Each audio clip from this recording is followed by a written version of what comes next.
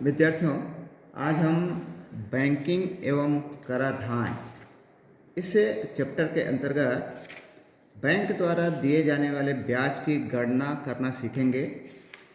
सर्वप्रथम हम देखेंगे कि बैंक में कितने प्रकार के खाते खोले जा सकते हैं। तो बैंक में खोले जा सकने वाले खातों के प्रकार, तो पहला जो प्रकार है ये होता है बचत खाता। पहला जो नाम होता है बचत खाता। दूसरा है आवर्ती जमा खाता।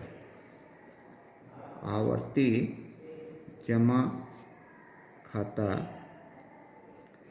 तीसरा जो प्रकार होता है यह होता है सावधि जमा खाता।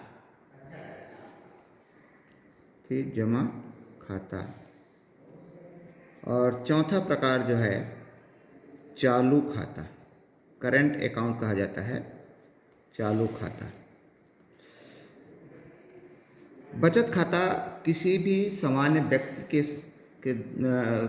का खोला जाता है और वह उसमें किसी भी प्रकार से लेन देन इसमें कर सकता है, जब चाहे जमा कर सकता है, जब चाहे उसको निकाल सकता है।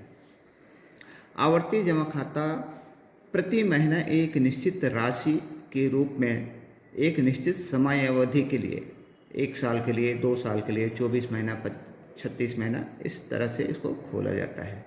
उसमें फिक्स रहता है कि हमको हर महीने 100 रुपये जमा करना है या 200 करना है या 500 करना है, ये निश्चित रहता है। समय अवधि भी निश्चित रहती है कि 12 महीने का करना है या 18 का करना है, 24 का करना है, ये भी निश्चित होता है। और तीसरा प्रकार का जो है सावधि जमा खाता, यह एक बार जमा की जाती है और निश्चित समय अवधि के लिए किया जाता है। जैसे हमारे पास कुछ अधिक रुपये हैं, 50,000 है, लाख रुपये है, तो हम उसको साल भर 2 साल के लिए फिक्स्ड डिपॉजिट कहते हैं, इसको फिक्स कर देते हैं, साल भर 2 साल के लिए जमा कर देते हैं। उस दौरान उसे हम नहीं निकाल सकते हैं, ठीक है। और चौथे प्रकार का होता है चालू खाता, जो कि किसी संस्थान का, किसी बड़े व्यवसायी का ये खुलता है। तो चालू खाता में किसी प्रकार का कोई ब्याज बैंक के द्वारा नहीं दिया जाता है, जबकि बचत खाता में ब्याज दिया जाता है, बहुत कम होता है। आवर्ती जमा खाता, सावधि जमा खाता में सबसे ज़्यादा ब्याज आपको मिलता है, अधिक राशि होती है। तो सबसे पहले हम आवर्ती जमा खाता में किस हिसाब से ब्याज इसमें दिया जाता है। तो यदि हमने 24 महीने का आवर्ती जमा खाता खोला है, तो पहले महीना जो खोलेंगे उसमें 24 महीने का ब्याज मिलेगा। दूसरे महीना उसी के किस्त जमा करेंगे उसमें 23 महीने का ब्याज मिलेगा। तीसरे महीना जो करेंगे उसमें 22 महीने का ब्याज मिलेगा। इसी तरह से हम जमा करते चले जाएंगे और अंतिम जो किस्त रहेगा उसमें केवल 1 महीने का ब्याज मिलता है।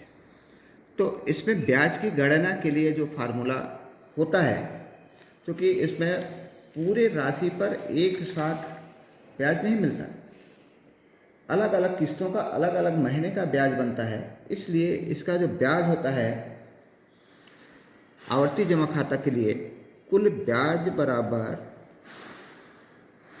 जो फार्मूला होता है मूलधन गुणा दर और बटे 100 और गुणा 1/2 माह की संख्या, माह की संख्या और माह की संख्या +1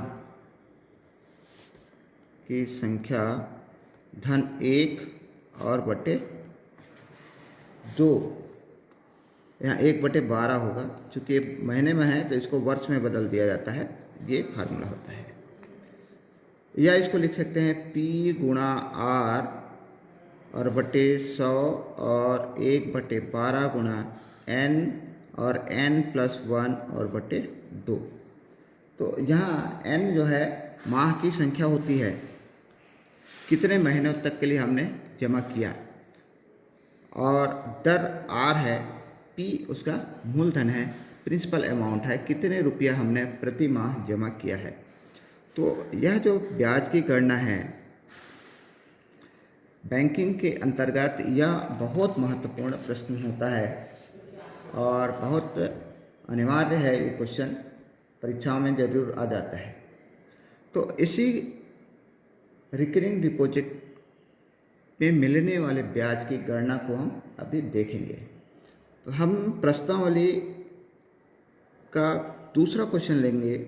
प्रश्नावली 1 का दूसरा क्वेश्चन यह है कि रेशमा ने पंजाब नेशनल बैंक में 200 रुपये प्रति माह की दर से 5 वर्ष के लिए आवर्ती जमा खाता खोला। यदि ब्याज की दर 6% हो तो 5 वर्ष बाद उसे कितनी राशि प्राप्त होगी।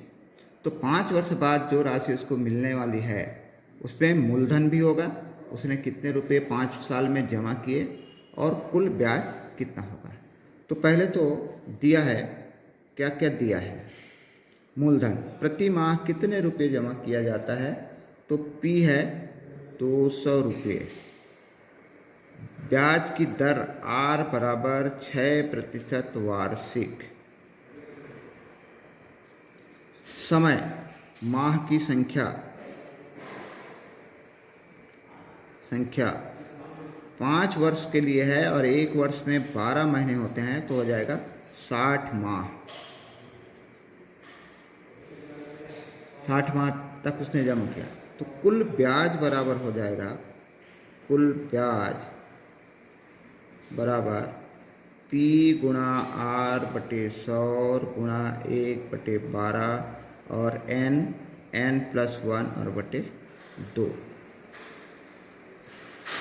तो 200 गुणा 6 और बटे 100 और गुणा 1/12 और कोष्ठक में आ जाएगा 60 और 60 धन 1 और बटे 2 और इसको बड़ा कोष्ठक में बंद कर देंगे।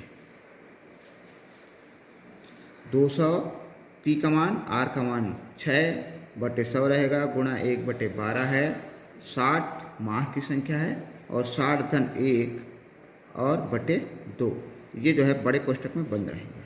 तो यहाँ जो कट सकता है कटा देना। 100 यहाँ कट गया, 6 दूनी 12 गुणा 1/12 और इधर आएगा 60 गुणा 60 धन 1 61 और बटे 2। तो ये 12 भी ऐसे कटा देंगे और ये 2 से 60 कट जाएगा। 30 गुणा 60 बराबर 1830 रुपये। तो उसे इस खाते में 1830 रुपये ब्याज के रूप में मिलेगा। लेकिन अंत में कितनी राशि मिलेगी? कुल 5 वर्ष पश्चात मिलने वाली राशि। 5 वर्ष पश्चात मिलने वाली धनराशि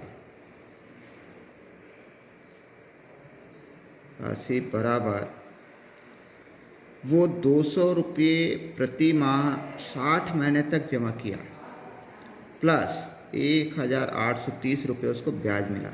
इसको आप कह सकते हो मूलधन धन ब्याज। उसने कितने मूलधन जमा किया? तो प्रति माह 200 रुपये जमा किया और कितने महीने तक? 60 महीने तक। तो 200 गुणा 60 ये तो मूलधन हो जाएगा और 1830 रुपये उसको ब्याज मिलेगा। तो 12,000 रुपये उसने मूलधन के रूप में जमा किए और उस पर 1830 रुपये ब्याज मिला। ठीक है, तो 13,830 रुपये ये उसको अंत में मिलेगा। ये आपका आंसर है। तो इस तरह के प्रश्न जो है बहुत महत्वपूर्ण प्रश्न में से हैं और ये अनिवार्यता आपके परीक्षा में ये क्वेश्चन आएगा। सभी विद्यार्थी इस प्रश्नावली के प्रश्नों का और अभ्यास करेंगे।